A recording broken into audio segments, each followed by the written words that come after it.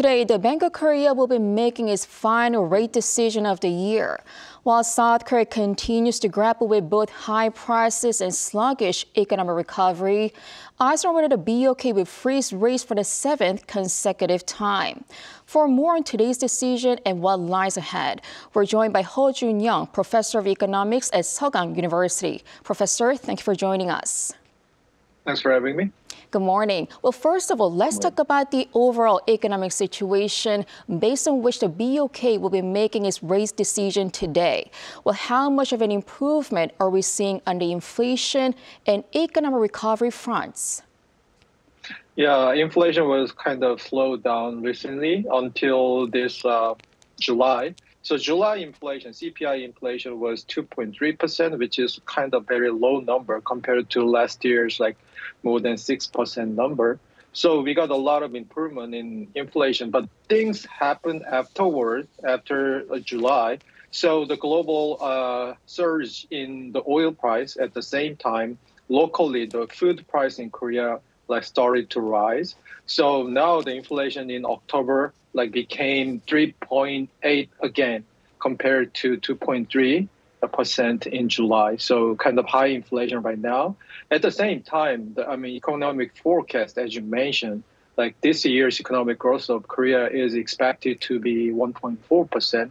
1% growth, 1.4% growth in Korea is kind of very unusual situation, except for kind of global economic crisis or COVID-19 pandemic situation.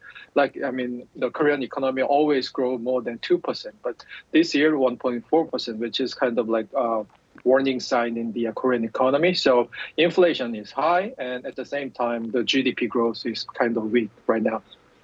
Okay, so certainly complicated situation, but it seems like the market is largely expecting the BOK to hold its key interest rate steady amid mounting household debt and the rate freezes by the U.S. Central Bank. What is your forecast?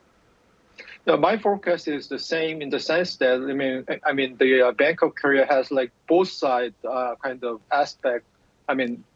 Both side aspects.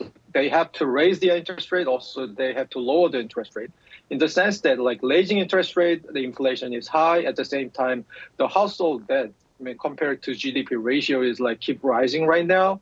So this is the reason why the Bank of Korea need to raise the interest rate. But at the same time, as I mentioned, this year's Korean economy in terms of GDP growth is pretty weak.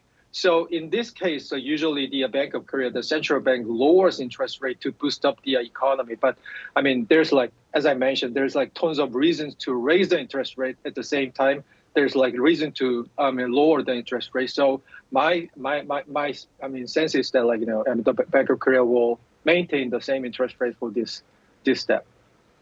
Okay, well, this is going to be the last rate decision of the year by the BOK, which brings much attention to what BOK Governor Lee Chang-yong has to say in terms of the central bank's future steps. Are we expecting him to maintain a cautious mode for the time being? Yeah, in these days, there is a good news about the Bank of Korea. They care a lot of attention. They pay a lot of attention to the exchange rate, especially the $1 exchange rate as well. But in these days, the $1 exchange rate in Korea kind of lowered compared to the a month ago or 2 months ago, which makes the Bank of Korea decision slightly easier to make. So I think in this regard, the president, the governor of the Bank of Korea feel comfortable about their current situation. But as I mentioned, there are tons of warning signs about the monetary policy decision making, inflation high, GDP low, government debt is still growing. So at the same time, people in the financial market, they expect that the U.S. policy interest rate hike, the pace is over. So next year they expect that the U.S. interest rate will start to be lowered.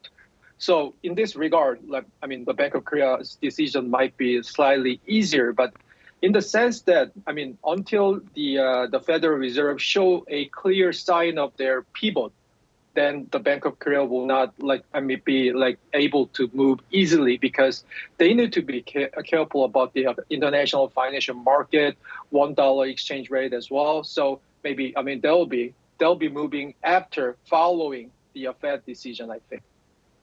Okay, now let's be more specific about what lies ahead in the future. Some are expecting a rate cut to finally come in the third quarter of next year. What is your forecast?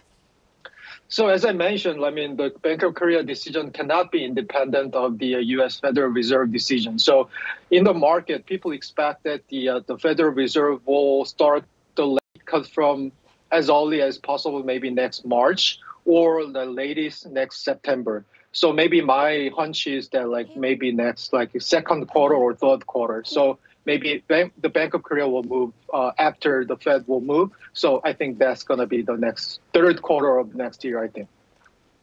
And lastly, also today, the BOK will announce its revised economic outlook for this year and next year.